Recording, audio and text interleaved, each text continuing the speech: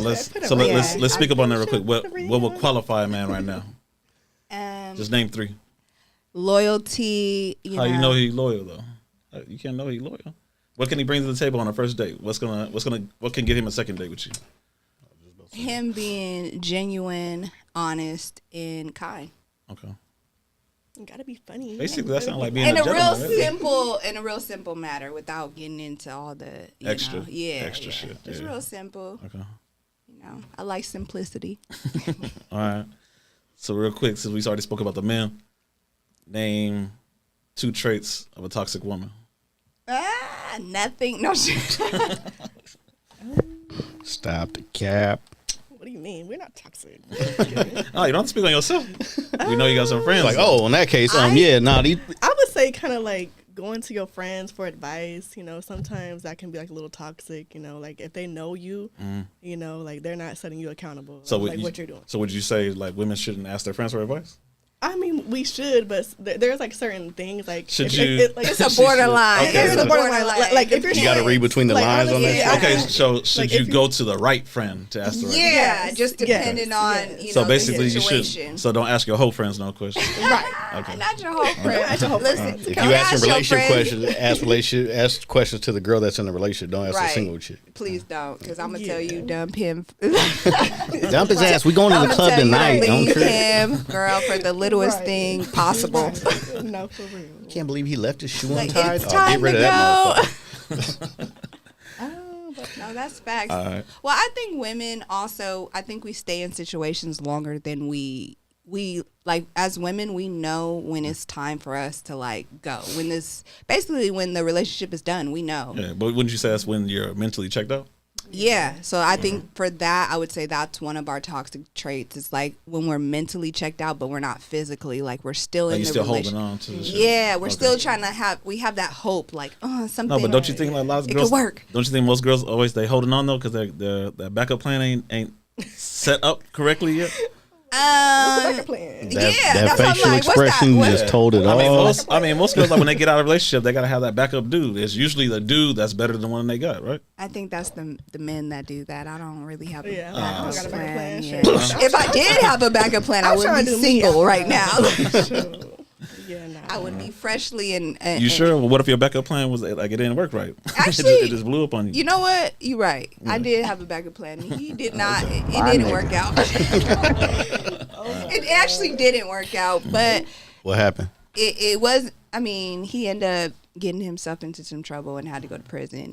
But for the most part, I think that we still have a relationship. Like I just hit him up the other day. We actually just had a conversation and. Things are still, if we wanted to pick up where we left off, we could, because things weren't left off on a bad note. So he one of those dudes you keep in your back pocket then?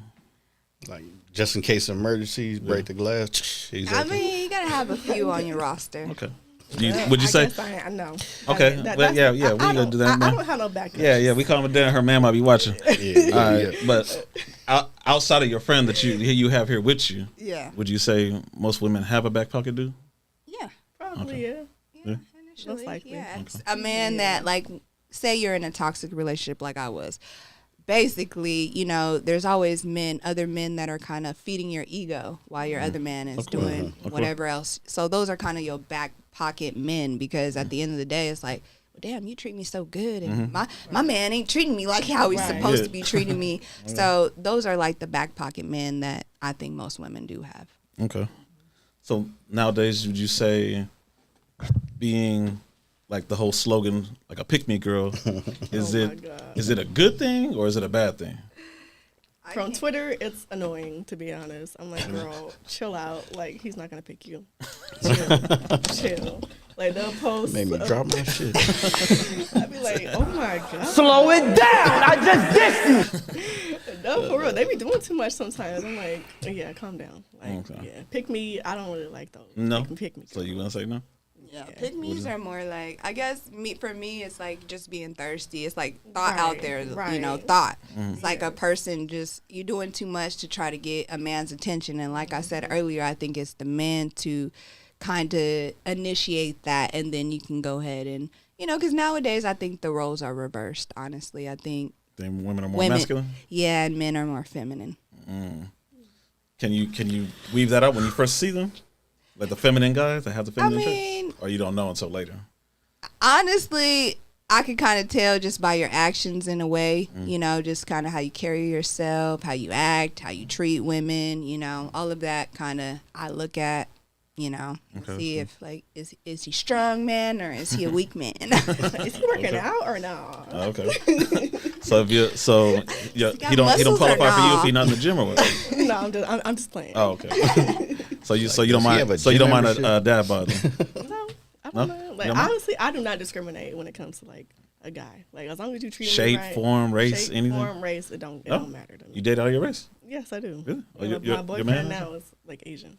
Oh, okay. Yes. Okay.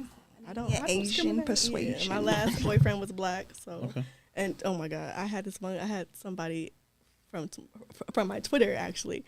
He sent me a DM on Instagram and he was like, "Are you trying to be Korean?" I was like, "What?" I was like, "What the fuck?" I was like, "What do you mean?"